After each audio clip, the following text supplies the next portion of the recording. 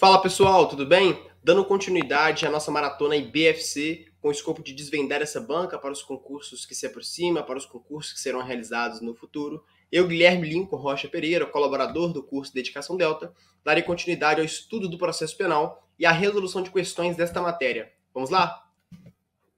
Para não perdermos tempo, a primeira questão foi cobrada no concurso da Polícia Científica do Paraná para o cargo de odontologista. Veja só. Considere as regras básicas aplicáveis ao direito penal e ao direito processual penal para assinalar a alternativa correta sobre o inquérito policial.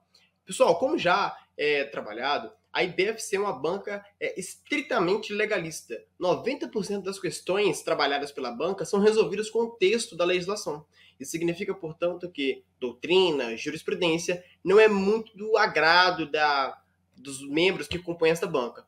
A não ser, é claro, que o concurso para os quais ela for responsável pela elaboração exija algo nesse sentido. Certo é, entretanto, que a banca tem um viés legalista muito similar à Vunesp, porém, com uma cobrança um pouco mais simples a respeito do próprio texto da legislação.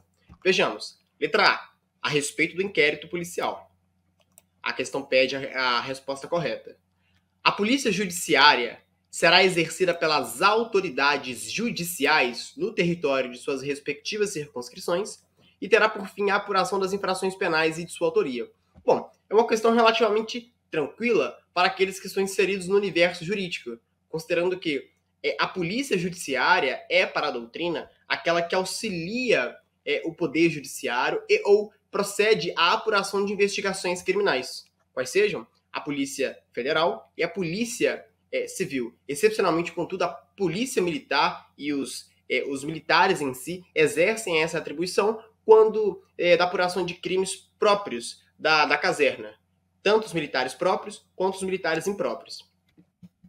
No entanto, para quem não está familiarizado com a expressão, fica um pouco confuso, porque a polícia judiciária ela é exercida, pelo menos, como um reitor, um líder da organização policial, pela autoridade policial e não pela autoridade judicial. Isso significa, portanto, que a resposta está incorreta. Mas fica esta ressalva porque, para quem é do direito, é fácil resolver essa questão. Para quem não é, entretanto, fica um pouco confuso essa dissociação das expressões polícia judiciária e autoridades judiciais, porque não tem nada a ver. A autoridade judicial é aquela própria do poder judiciário, que tem por si só a necessidade de imparcialidade e de não intervenção como regra na etapa pré-processual de investigação criminal. Então, a resposta está incorreta. Inclusive, a redação do artigo 4º, ou parecida pelo menos, do Código de Processo Penal. Seguindo com o objetivo de identificarmos a resposta correta, letra B. Nos crimes de ação pública, perceba que a questão não especifica se é pública condicionada ou pública incondicionada, partimos do pressuposto segundo o qual, portanto, salvo alguma outra expressão, a questão está se referindo a uma infração penal que se procede mediante ação penal pública incondicionada. O inquérito policial só será iniciado mediante requisição da autoridade judiciária ou do Ministério Público. É bem verdade que há essas hipóteses no Código de Processo Penal a respeito da instauração do inquérito policial a partir de requisição da autoridade judiciária ou de requisição do órgão do Ministério Público. Quanto à autoridade judiciária, a doutrina diverge a respeito da recepção do dispositivo pela Constituição Federal de 1988, tendo em vista o sistema processual penal acusatório. Quanto ao Ministério Público, por sua vez, é viável essa requisição, porém a autoridade policial não está obrigada, de fato, a instaurar inquérito policial. Embora, é claro, por prudência e por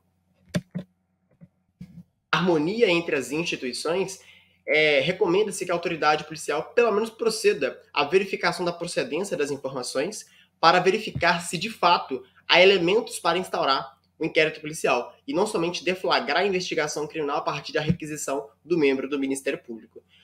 O interessante é que esta requisição, muito embora seja viável no âmbito das ações penais públicas incondicionadas, a autoridade policial pode, de ofício, instaurar um inquérito policial em crimes ou contravenções penais, aquelas exclusivamente praticadas contra a mulher no âmbito de violência doméstica ou familiar, considerando que as demais hipóteses são verificadas por intermédio do termo circunstanciado de ocorrência, nos termos do artigo 69 da Lei 9.099 de 95, de ofício, de modo que a requisição da autoridade judiciária, ou do Ministério Público é dispensável. Então, o caráter genérico da expressão, no sentido de que, em se tratando de infração penal que se procede mediante ação penal pública incondicionada, não há falar em instauração do inquérito policial apenas, veja só, somente a partir da requisição da autoridade judiciária ou do membro do Ministério Público, considerando que, a depender da notícia crime, a autoridade policial pode, de ofício, instaurar o inquérito policial em infrações penais desta natureza. A resposta, portanto, está incorreta. E é resolvida a partir da leitura do artigo 5º do Código de Processo Penal, quer caput, quer as suas ramificações. Prosseguindo, letra C. Logo que tiver conhecimento da prática da infração penal, a autoridade policial deverá, artigo 6º do Código de Processo Penal, se possível e conveniente, dirigir-se ao local, providenciando para que não se altere o estado e conservação das coisas, enquanto necessário. Pessoal, o artigo 6º do Código de Processo Penal, ele traz um rol exemplificativo de diligências que incumbe a autoridade policial quando toma conhecimento da prática de uma infração penal.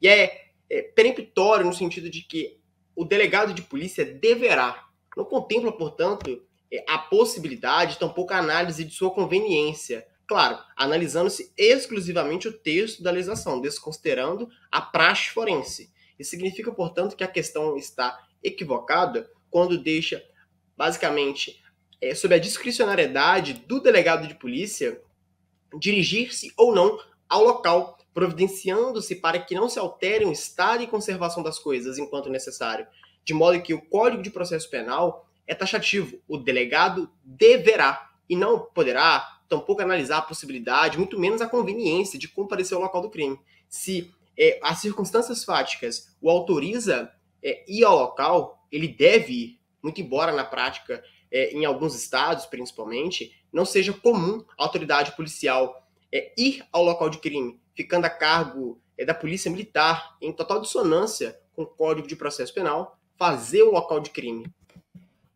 A letra B também trabalha com o artigo 6º do Código de Processo Penal. Logo que tiver conhecimento da prática da infração penal, a autoridade policial deverá apreender os objetos que tiverem relação com o fato, após liberados pelos peritos criminais. É a resposta correta, porque reproduz fielmente uma das diligências contempladas no rol exemplificativo do artigo 6º do Código de Processo Penal. Perceba que aqui a questão menciona a ordem imposta ao delegado de polícia, não trabalhando com a possibilidade, tampouco conveniência do delegado de polícia apreender os objetos que tiverem relação com o fato. É uma determinação legal, sob a qual o delegado de polícia não pode se esconder ou evitar de praticar. Então, a resposta correta é a letra D, porém, para exaurirmos a análise da questão, vejamos a letra E. Todas as peças do inquérito policial serão, num só processo, reduzidas a escrito ou datilografadas, e, neste caso, rubricadas pelo perito. Uma das características do inquérito policial, como se disse, é ser ele escrito. É, inclusive, a redação do artigo 9º do Código de Processo Penal. Ocorre, entretanto, que, muito embora a questão esteja quase em sua integralidade correta, a parte final não condiz com o artigo 9º do Código, considerando que elas devem ser assinadas ou rubricadas pela autoridade policial e não pelo perito, já que a polícia judiciária ou a polícia investigativa, como preferem alguns, são dirigidas por delegados de polícia de carreira, sobre os quais recai a presidência do inquérito policial. Logo, naturalmente, são os responsáveis por assinar as peças que integram os autos da investigação criminal. Fechamos essa questão e passamos para a próxima, cobrado no mesmo concurso e para o mesmo cargo da Polícia Científica do Paraná, em 2017. Considera as regras básicas aplicáveis no direito processual penal para assinalar a alternativa correta sobre a prova. É uma questão que é trabalhado sob a égide dos artigos 155 e 56 do Código de Processo Penal, que dizem respeito à prova. Vejamos a letra A. O juiz formará sua convicção pela livre apreciação da prova produzida. É o sistema do livre convencimento motivado, da persuasão racional adotado pelo ordenamento jurídico, ao menos como regra, em contraditório judicial, podendo fundamentar sua decisão exclusivamente nos elementos informativos colhidos na investigação, ressalvadas as provas cautelares, não repetíveis e antecipadas. O que a assertiva A quis fazer com o candidato? Confundi-lo, considerando que reproduz quase de forma correta o quanto disposto no Código de Processo Penal. Ocorre que, na verdade, o juiz não pode, como regra, sob a égide do Código de Processo Penal, fundamentar sua decisão exclusivamente com base nos elementos informativos colhidos no curso da investigação criminal, em virtude justamente da ausência de um contraditório efetivo, muito embora cada vez mais a investigação criminal seja permeada por institutos que nos remetem ao contraditório, à ampla defesa. Na verdade, a ressalva é feita justamente com as provas cautelares, não repetíveis e antecipadas, por inúmeras razões, notadamente a impossibilidade, por vezes, de repetição.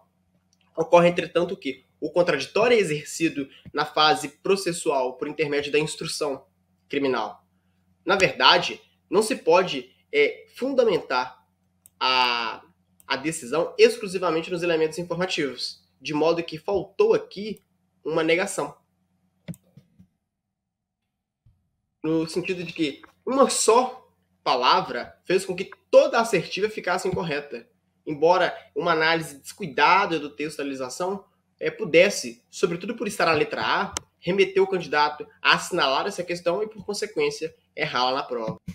Então, para finalizar, a autoridade judiciária, o juiz de direito, não pode fundamentar como regra sua decisão com base exclusivamente nos elementos informativos. Quais são as exceções? A questão trabalha com elas. As provas cautelares, as provas não repetíveis e as provas antecipadas, as quais serão submetidas ao contraditório, porém, apenas na instrução criminal, tendo em vista a impossibilidade de repetição delas em juízo. Perfeito?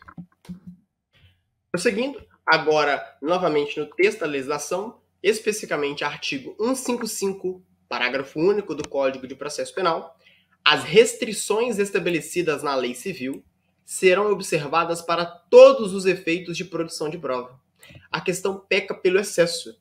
Na verdade, as restrições estabelecidas na lei civil somente se aplicam no tocante à análise das provas quando da observância do estado das pessoas. Por exemplo, nome, parentesco, entre outras circunstâncias que são próprias do indivíduo e que são trabalhadas pela lei civil. As demais, por sua vez, não restringem a produção de provas no Código de Processo Penal. Portanto, a resposta está equivocada, assim como a anterior. Na verdade, a letra A é um 155 caput e a letra B é um 155 parágrafo único. Então, são questões trabalhadas em conjunto. Letra C. A prova da alegação incumbirá quem a fizer. Perfeito. Mas o juiz poderá, no curso da instrução ou antes de proferir sentença, determinar de ofício diligências para dirimir dúvidas sobre ponto relevante, vedada a produção antecipada de prova. Trata-se de uma assertiva polêmica, embora reproduza parcialmente a redação do artigo 156 do Código de Processo Penal. É que, muito embora o nosso sistema seja, para a doutrina amplamente majoritária, o sistema processual penal acusatório, com absoluta certeza, após o advento da Lei 13.964 de 2019, o famigerado pacote anticrime, cujo artigo 3º-A deixou claro que o nosso sistema é o acusatório, o Código de Processo Penal em si, com redação de 1941, ele não tem um viés acusatório. Tanto que Renato Brasileiro de Lima o chama de meso-varguista, meso-fascista, por misturar sistemas que são contrários à proteção de direitos fundamentais e à imparcialidade da autoridade judiciária. De fato, legalmente, permite-se que o juiz possa produzir de ofício ou determinar a produção de provas a respeito de pontos considerados relevantes. A doutrina mais garantista estabelece que essa atuação da autoridade judiciária deve ser subsidiária, porque o protagonismo no tocante à produção da prova compete às partes, aos sujeitos parciais do processo. Agora, a questão estabelece que é vedada pela autoridade judiciária a produção antecipada de prova. De fato, a égide sob a luz de um sistema exclusivamente acusatório, a questão estaria correta, porque é vedada a produção de provas antecipadas pela autoridade judiciária, porque, do contrário, se ela se antecipa às partes e produz a prova, naturalmente ela está deixando de lado um dever que lhe é essencial, o de imparcialidade. Ocorre, entretanto, que o Código deixa antever essa possibilidade no artigo 156, inciso 1, ao estabelecer que o juiz pode, de ofício, mesmo antes de iniciar a ação penal, determinar a produção de prova antecipada, observando-se tão somente uma adequação ou proporcionalidade, que seriam freios para que a autoridade judiciária não se miscuísse na etapa investigatória. Isso, por óbvio, é totalmente o contrário do sistema processual penal acusatório, mas, infelizmente, é o ponto previsto na legislação. E como já deixei antever, inclusive, nesta aula, que a IBFC é uma banca estritamente legalista, essa questão sob o viés do Código de Processo Penal está incorreta, porque a autoridade judiciária, em tese, repito, com base no Código de Processo Penal, pode produzir provas antecipadas, artigo 156, inciso 1 do Código de Processo Penal, considerado por alguns doutrinadores inconstitucional ou superado em virtude do artigo 3º-A da lei do Código de Processo Penal, introduzido pela Lei 13.964 de 2019. Perfeito, pessoal? Muito cuidado com essa dinâmica do Código de Processo Penal. Por vezes, há absurdos no Código, porém, a depender da banca, são absurdos que direcionam o candidato para a questão correta ou incorreta, a depender do caso. Letra D. São admissíveis, devendo, no entanto, ser desentranhadas do processo, as provas ilícitas, assim entendidas as obtidas em violação às normas constitucionais. Perceba, se a prova é admissível, como ela deve ser desentranhada, afastada, retirada do processo? A questão se contradiz com o objetivo de pegar o candidato. Porém, aquele atento percebe de plano que há uma contradição na questão.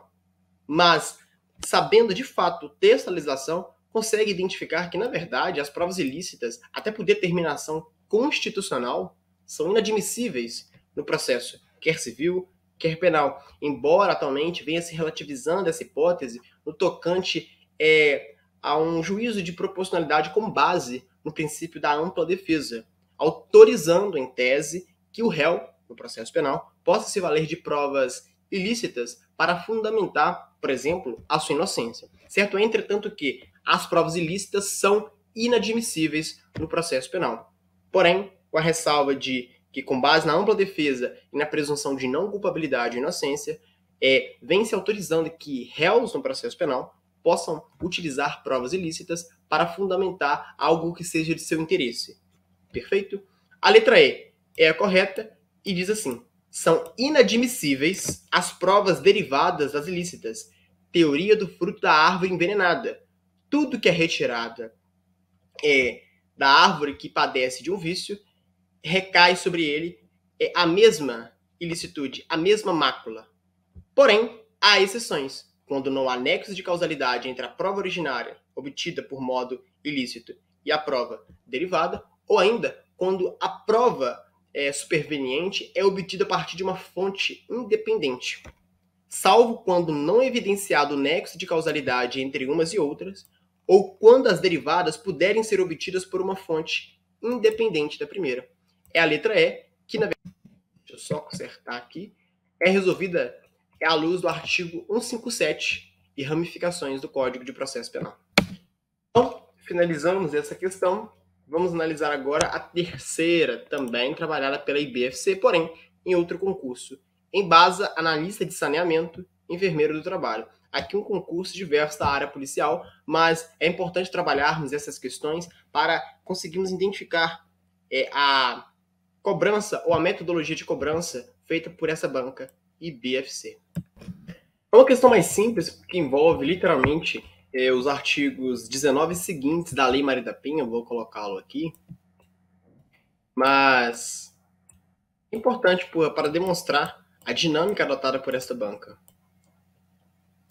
Artigo 19 da Lei 11.340.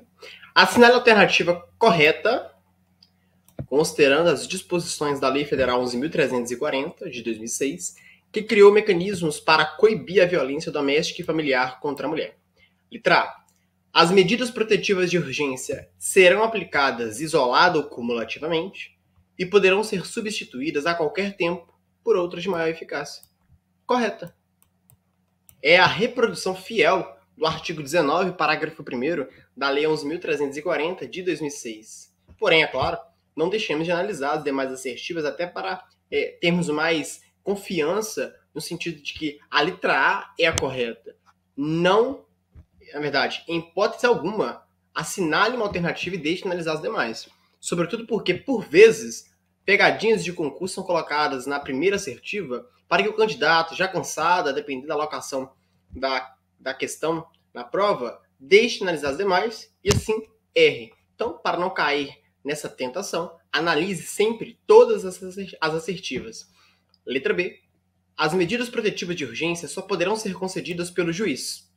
Perfeito? Embora hoje o artigo 12C estabeleça que a autoridade policial ou o próprio policial dos municípios que não sejam sede de comarca e, sucessivamente, nos municípios que não sejam sede de comarca, não haja autoridade policial, seja concedidas medidas protetivas de urgência, pelo menos no tocante ao afastamento do agressor do lar, embora submetido ao crivo judicial o quanto antes, o prazo salvo melhor juízo é de 24 horas, vírgula, a requerimento da ofendida. Perfeito. A ofendida pode requerer a concessão de medida protetiva de urgência. Ocorre, entretanto, que o Ministério Público também pode. É uma das hipóteses previstas na legislação. É interessante que, por vezes, com o objetivo de confundir os candidatos, a banca coloca que a autoridade policial, o delegado de polícia, possa representar pela concessão de medidas protetivas de urgência. Não há previsão legal para tanto. O delegado, no máximo, reduz a termo o pedido da ofendida para que haja a concessão de medidas protetivas de urgência. Ele, por si só, jamais, perceba, é peremptório, jamais representa por medidas protetivas de urgência. Então, a resposta está incorreta em virtude de sua incompletude. Perfeito? Letra C. As medidas protetivas de urgência poderão ser concedidas de imediato, independentemente de audiência do ofensor, devendo ser ouvido previamente o Ministério Público. Como regra, o órgão do Ministério Público é responsável por emitir parecer quando a concessão de medidas cautelares. E a medida protetiva de urgência é uma espécie de cautelar. Ocorre, entretanto, que a Lei Maria da Penha, considerando a urgência que por vezes permeia a situação na qual se encontra a mulher, estabelece que a medida pode ser concedida independentemente, por óbvio, de audiência do ofensor e do membro do Ministério Público, que será tão somente comunicado a respeito do deferimento da medida. Então, não há falar em obrigatoriedade de oitiva prévia do órgão do Ministério Público para conceder medidas protetivas de urgência. Letra D. Somente após a conclusão do inquérito ou da instrução criminal, caberá a prisão preventiva do agressor, decretada pelo juiz, de ofício, a requerimento do Ministério Público ou mediante representação da autoridade policial. É óbvio que a prisão preventiva não requer a conclusão do inquérito policial, tampouco da instrução criminal. Até porque, por vezes, se o indivíduo não for preso preventivamente no curso das investigações criminais, essa sequer se finaliza, considerando os próprios requisitos que autorizam a decretação da medida extrema. Além disso, é importante consignar que o artigo 20 da Lei Maria da Penha ainda contempla a possibilidade do juiz de ofício decretar a prisão preventiva do investigado ou do réu, a depender das circunstâncias. Ocorre, entretanto, que, para a doutrina amplamente majoritária, o dispositivo não foi, na verdade, ele foi revogado tacitamente pelas mudanças ocorridas no Código de Processo Penal a partir da Lei 13964 de 2019, que afasta a autoridade judiciária da decretação oficiosa da prisão preventiva, em respeito, é claro, ao sistema processual penal acusatório já trabalhado. Perfeito? Então, muito embora seja esta a redação do artigo 20 da Lei Maria da Penha, ela foi superada. Porém, cuidado, Apesar da superação legislativa, é oportuno consignar que, se a questão reproduzir fielmente o artigo 20, notadamente na IBFC, eu sugiro uma análise atenta de todas as assertivas para analisar se, de fato, a banca está cobrando o texto da legislação ou é a superação daquilo previsto no respectivo dispositivo legal. Digo isso porque, como é uma banca que gosta do texto da lei, para ela copiar e colar o dispositivo e entender que a resposta é a correta ou a incorreta, pouco custa. Então, é sempre ter atenção ao texto da legislação quando é da realização de concursos realizados pela IBFC. Entendido? Pois bem, prosseguimos. Essa questão foi cobrada no concurso para oficial de promotoria do Ministério Público do Estado de São Paulo em 2011. Considera-se fundamento para a rejeição da denúncia oferecida pelo Ministério Público. De antemão, saliento que a questão, embora oficialmente tivesse apenas uma resposta, na verdade deveria ser anulada, considerando a presença de duas respostas corretas à luz do Código de Processo Penal. A questão trabalha com o artigo 395 do CPP. Letra A.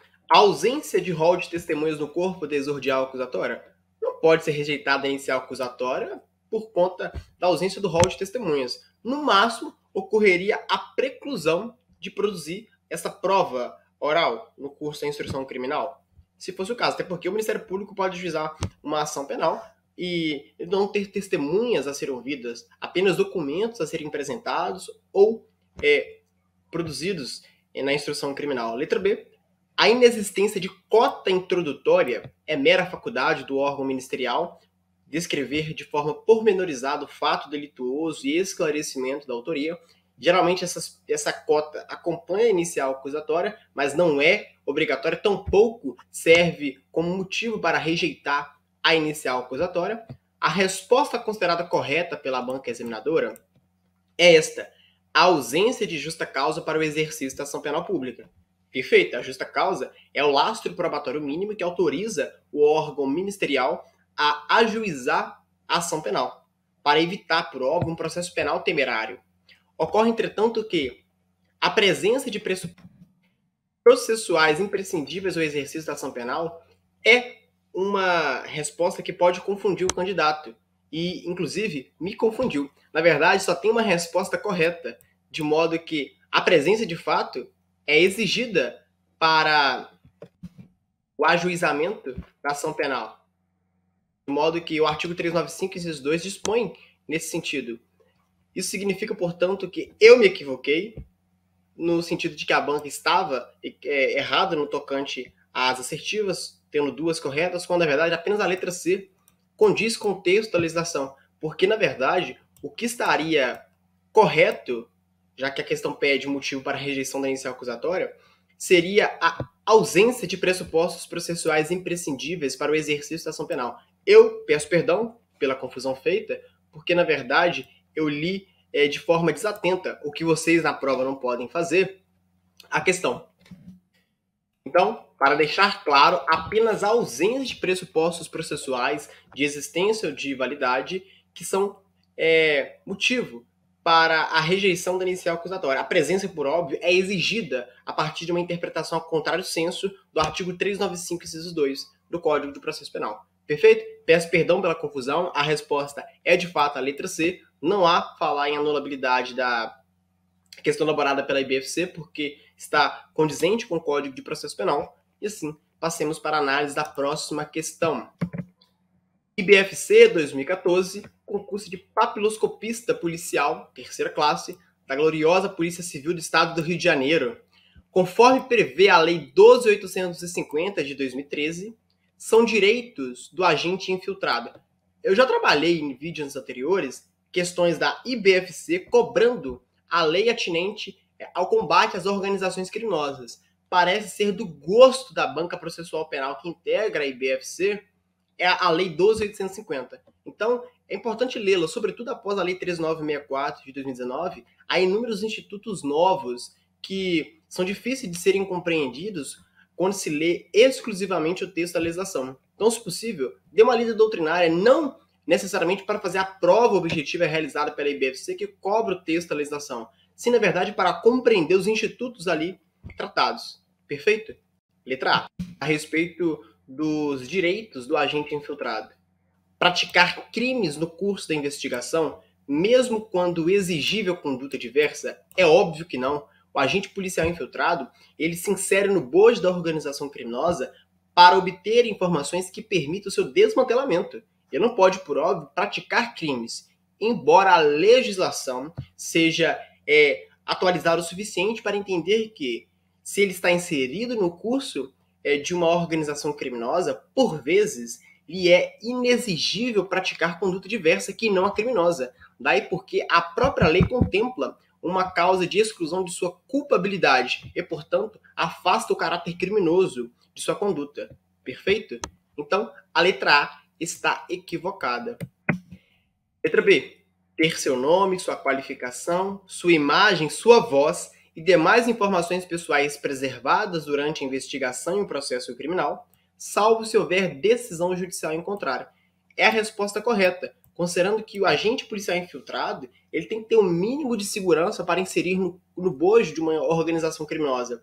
E quanto menos for possível a identificação de caracteres que o individualiza, melhor para ele, enquanto exercente de uma atividade extremamente perigosa. Tanto é verdade que a infiltração de agentes policiais é um meio de obtenção de prova quase não utilizado pelo aparato policial, para não falar que em hipótese alguma é utilizado. É muito arriscado e muito difícil realizá-lo. Claro, seguindo os parâmetros do Código de Processo Penal. E também é bom para a própria investigação criminal, já que este agente, posteriormente, pode se inserir no bojo de outra organização criminosa e realizar o trabalho investigativo. Então, é a resposta a ser assinalada. Letra B. Letra C. Fazer cessar a atuação infiltrada por meio de decisão judicial autorizadora, sendo vedado ao agente recusar a atuação. Pessoal, diante da periculosidade da infiltração policial, esta só é realizada pelo agente que voluntariamente se manifestar. No sentido de que ele não é obrigado a se infiltrar em uma organização criminosa para colher elementos de informação e, em virtude disso, desmantelá-la. De modo que a resposta está incorreta quando dá a entender que é obrigado a aceitação da incumbência de infiltrar em uma organização criminosa. Este instituto tem a peculiaridade de, embora seja requerido pelo órgão do Ministério Público, um dos legitimados para tanto, a autoridade policial deve se manifestar tecnicamente a respeito da viabilidade da infiltração policial, justamente porque a infiltração é perigosa e, por vezes, o aparato policial não tem agentes qualificados para tanto, tampouco dispostos a enfrentar esse perigo que é se inserir numa organização criminosa. Letra D. Guardar a devida proporcionalidade na sua atuação com a finalidade da investigação.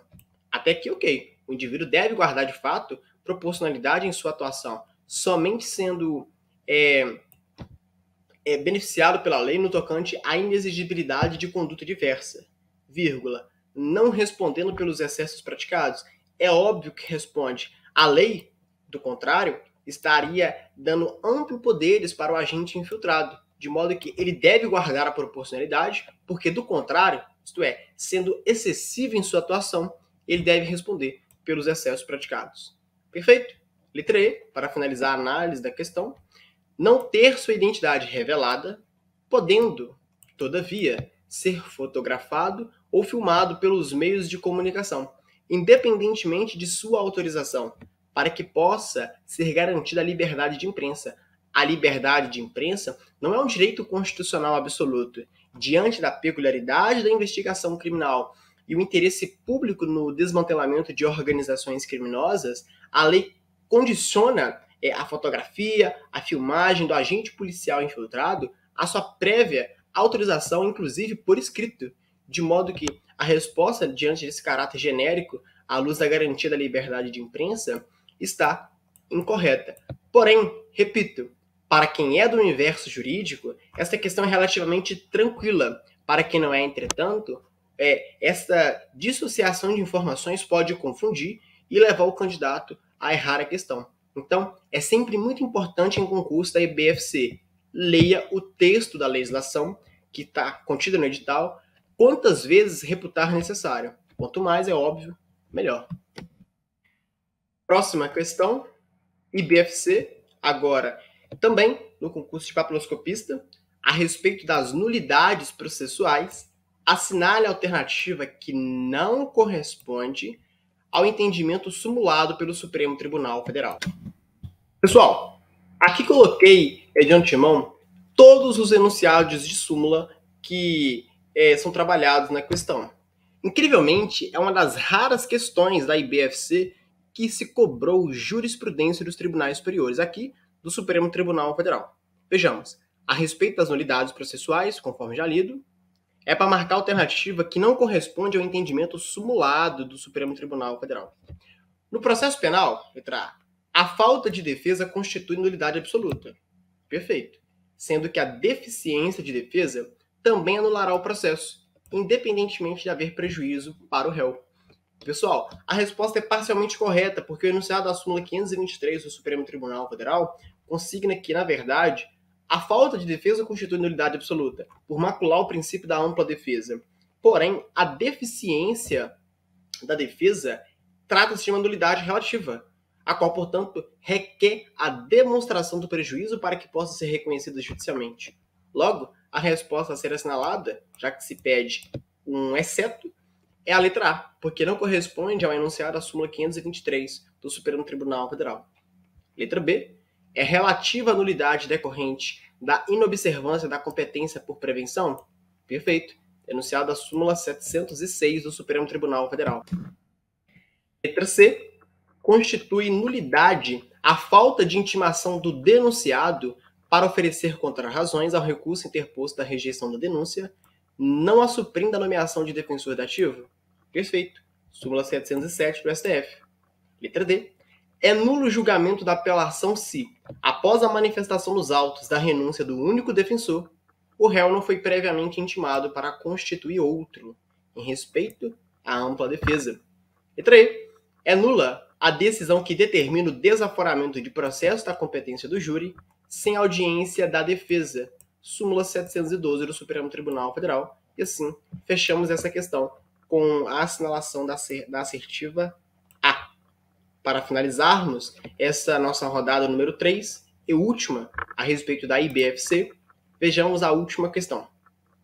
Papiloscopista policial de terceira classe da Polícia Civil do Rio de Janeiro, a respeito da suspensão do processo e das condições impostas no período de prova ao acusado, previstas no artigo 89 da Lei 9.099 de 95, assinale a alternativa correta. Perceba que a própria questão já remete o candidato para o texto da legislação. Analise-se aqui o artigo 89 da Lei 9.099 de 95. Então, com base no texto da legislação, letra A.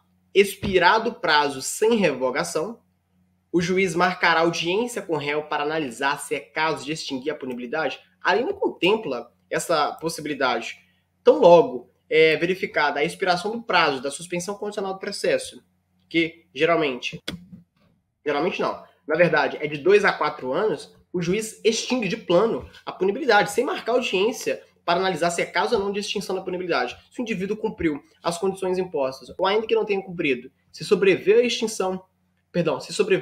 o advento do prazo ao qual estava submetido para o cumprimento das condições legais e ou facultativas previstas, extingue-se a punibilidade. Letra B. A suspensão será obrigatoriamente revogada se o acusado vier a ser processado no curso do prazo por contravenção ou descumprir qualquer condição imposta. Na verdade, pessoal, a suspensão condicional do processo é obrigatoriamente revogada se o indivíduo não efetua a reparação do dano, quando possível, ou ainda se venha a ser processado, perceba, não é investigado, pela prática de outro crime. A prática de contravenção penal ou descumprimento de quaisquer outras das condições impostas, à exceção da reparação do dano, quando possível, enseja a possibilidade de revogação. Cuida-se, portanto, de uma facultatividade, de de uma opção da autoridade judiciária, quando provocada, revogar ou não o sursi processual ou a suspensão condicional do processo. Letra C. A prescrição será interrompida durante o prazo de suspensão do processo. Na verdade, a prescrição da pretensão punitiva é suspensa durante o prazo de suspensão do processo. Letra D. O juiz não poderá especificar outras condições que fica subordinada à suspensão além daquelas previstas no artigo 89. Equivocado, porque desde que seja condizentes com o fato e com o indivíduo, a autoridade judiciária pode fixar outras condições além daquelas previstas na legislação para que o indivíduo cumpra a suspensão condicional do processo e eventualmente tenha extinta a sua punibilidade. Letra E, a resposta correta. A suspensão será revogada se, no curso do prazo, o beneficiário vier a ser processado por outro crime ou não efetuar, sem motivo justificado, a reparação do dano. É o que é condizente com o texto da legislação. Faça a ressalva aqui mais de cariz jurisprudencial de que não é qualquer crime, segundo a jurisprudência do Superior Tribunal de Justiça, principalmente, que enseja a revogação obrigatória da suspensão condicional do processo, considerando que o artigo 28 da Lei de Drogas, muito embora seja considerado crime por inúmeras razões para a doutrina majoritária, a ele não é combinada a pena privativa de liberdade. Então, à luz do princípio da proporcionalidade, verifica-se que, se a contravenção penal, a qual a lei comina pena de multa e ou prisão simples, não autoriza a revogação obrigatória, mas sim uma análise a respeito do caso concreto, deixando a cargo do juiz verificar se vai ou não revogar a suspensão condicional do processo, porque a prática do crime de porte ou posse de drogas para consumo pessoal ensejaria a revogação obrigatória, sendo que, analisando detidamente os tipos penais incriminadores, verifica-se que o artigo 28 é menos que uma contravenção penal. Então, o Superior Tribunal de Justiça entende que, para além de não caracterizar reincidência a infração contida no artigo 28 da Lei 11.340 de 2006, ela não enseja também a revogação obrigatória da suspensão condicional do processo, pois se equiparando à contravenção penal, trata-se de uma hipótese de revogação facultativa. Pessoal, finalizamos aqui a rodada de número 3 da nossa maratona IBFC, aqui no Dedicação Delta. Foi um prazer estar com vocês e vejo vocês nas próximas maratonas, se Deus permitir. Até logo!